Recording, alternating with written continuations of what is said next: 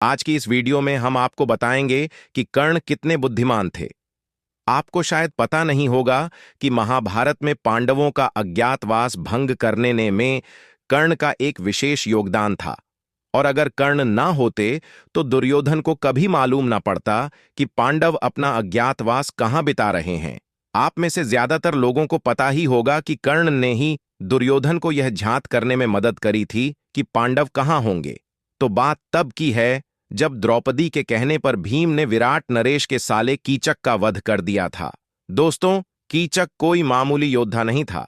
कीचक ने भीम को भी एक बहुत ही कड़ी टक्कर दी थी, वह भी तब जब कीचक नशे में था। कहते हैं कि कीचक के पास 1000 हाथियों के समान बल था।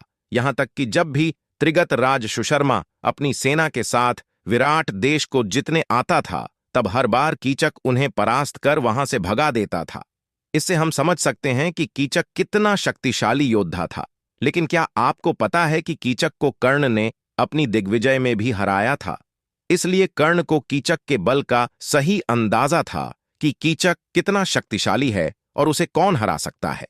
इसीलिए जब कीचक के वध की सूचना हस्तिनापुर पहुंची, तब कर्ण ने ही यह अनुमान लगाकर दुर्योधन को बताया था कि कीचक का वध तो संसार में केवल 6 लोग ही कर सकते हैं, और इन 6 में से केवल एक ही है जो इस समय सबकी दृष्टि से दूर है। कर्ण एक एक करके इन 6 योद्धाओं का नाम बताते हैं। सबसे पहले तो कर्ण खुद है, जैसा कि साफ है, क्योंकि कर्ण ने अपनी दिग्विजय में कीचक को तो हराया ही था। दूसरा, दुर्योधन। दोस्तों, दुर्योधन को कमजोर समझना काफी बड़ी ना समझी होगी, क्योंकि खुद दुर्योधन के पिता यानी धृतराष्ट्र में माना जाता है कि 1,00,000 हाथियों के समान बल था। तो इतने शक्तिशाली राजा का पुत्र भी तो बाहुबल में बहुत अधिक शक्तिशाली ही होगा। और बात सिर्फ बाहुबल की ही नहीं है, महाभारत में यह प्रमाणित है कि दुर्योधन एक बहुत ही कुशलमल युद्ध योद्धा भी थे। इसलिए उनका कीचक को हराना संभव था। तीसरे योद्धा, द्रोणपुत्र अश्वत्थामा। दोस्तों, अश्वत्थामा को कमजोर समझना ठीक नहीं होगा। अश्वत्थामा भी बल में किसी से कम नहीं थे। चौथे योद्धा, कृष्ण के बड़े भाई बलदाऊ, जो कि साफ है क्योंकि बलराम का बल तो किसी से छिपा नहीं है। पांचवें योद्धा थे मद्रराज शल्य, यानी नकुल और सहदेव के मामा श्री। दोस्तों, मद्रराज शल्य को कमजोर योद्धा समझना ठीक नहीं होगा।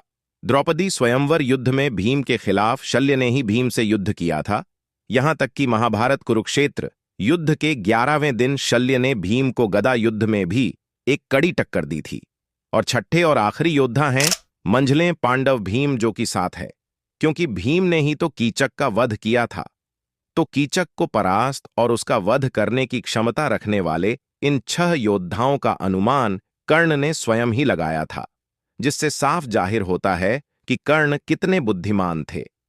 कर्ण की इसी बुद्धिमानी के चलते दुर्योधन को यह मालूम चला था कि निश्चित ही भीम ने ही कीचक का वध किया है, और कीचक का वध तो विराट देश में हुआ है, तो पक्का भीम और उसके साथ पांडव और द्रौपदी विराट देश में ही निवास कर रहे हैं।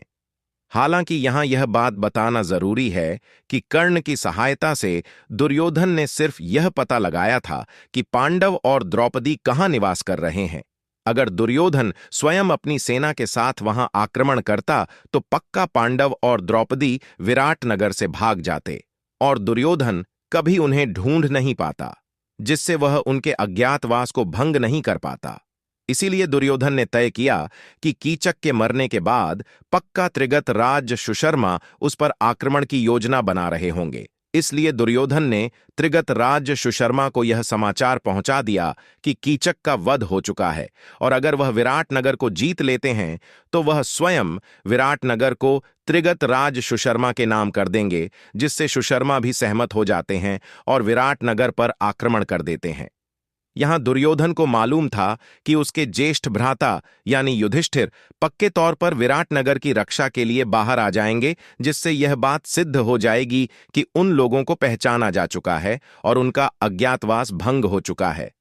तो आज की इस वीडियो में बस इतना ही।